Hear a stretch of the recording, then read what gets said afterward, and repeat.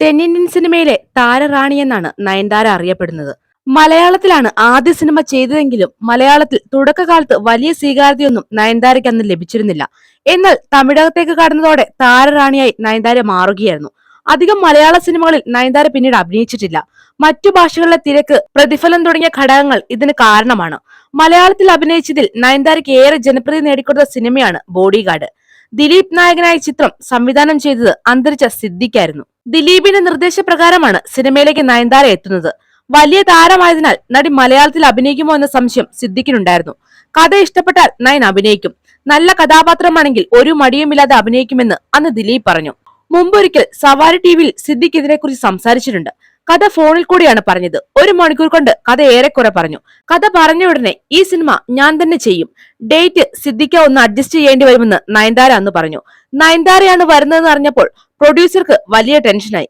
ഇതേക്കുറിച്ച് സംസാരിച്ചപ്പോൾ ചെറിയ പ്രതിഫലത്തിൽ അഭിനയിക്കാൻ നയൻതാര തയ്യാറായെന്നും സിദ്ദിഖ് തുറന്നു പറഞ്ഞു. കഥാപാത്രം അത്രയും ഇഷ്ടപ്പെട്ടതുകൊണ്ടാണ്. രാവിലെ 7 മണിക്ക് ഷൂട്ടിംഗ് തുടങ്ങും. നയൻതാരയും ദിലീപും വരാൻ വൈകുന്നതുകൊണ്ട് കുറച്ച് സീനുകൾ എടുക്കും. നയൻതാര കൃത്യം 9 മണിക്ക് വരും.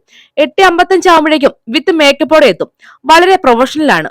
ഒരു റിഹേഴ്സും ഒരു ടേക്കും. കാരവാനിൽ പോലും പോയിരിക്കില്ല. നല്ല ഗ്യാപ്പ് ഉണ്ട് നയൻ എന്ന് പറഞ്ഞാൽ മാത്രമേ ഷൂട്ടിംഗ് സ്ഥലത്ത് നിന്നും കാരവാനിലേക്ക് പോകൂ, സിദ്ദിഖ് പറഞ്ഞു. ഒരു ദിവസം രാവിലെ 7 മണിക്ക് നയൻതാര ഷൂട്ടിനെത്തിയതിനെ കുറിച്ചും സിദ്ദിഖ് അന്ന് സംസാരിച്ചു. 9 മണിക്കാണ് വരാറെങ്കിലും 7 മണിക്ക് വരാൻ പറ്റുമോ എന്ന് ചോദിച്ചപ്പോൾ നയൻതാര തയ്യാറായി. എന്നാൽ അന്ന് ദിലീപ് വരുമ്പോൾ 11 മണിയായി. അന്ന് ദിലീപിനെ നയൻതാര സൽമാൻ ഖാൻ എന്ന് കളിയാക്കി വിളിച്ചു. രാവിലെ ദിലീപ് 11 മണിയാകാതെ എത്തില്ല. ഷൂട്ടിംഗ് കോട്ടയത്താണ്. ദിലീപ് എല്ലാ ദിവസവും എറണാകുളത്ത് പോയി വരും. രാത്രി എറണാകുളത്ത് പോയി താമസിച്ച് വേറെ സിനിമകളുടെ ചർച്ച കഴിഞ്ഞ് വെളുപ്പിന് ഉറങ്ങി എഴുന്നേറ്റ് വരുമ്പോൾ എങ്ങനെയായാലും 11 മണിയാകും. നയൻതാര 9 മണിക്ക് വന്നാലും ദിലീപ് എത്താൻ താമസിക്കുമായിരുന്നുവെന്നും സിദ്ദിഖ് അന്ന് ഓർത്തു. നയൻതാരയും ദിലീപും തമ്മിൽ അടുത്ത സൗഹൃദമുണ്ട്. നടിയുടെ വിവാഹത്തിനും ദിലീപ് അതിഥിയായി എത്തിയിരുന്നു. ഈ വീഡിയോ ഇഷ്ടമായെങ്കിൽ വീഡിയോയ്ക്ക് ഒരു ലൈക്ക് നൽകുക. നിങ്ങളുടെ വിലയേറിയ അഭിപ്രായങ്ങൾ കമന്റായി രേഖപ്പെടുത്തുക.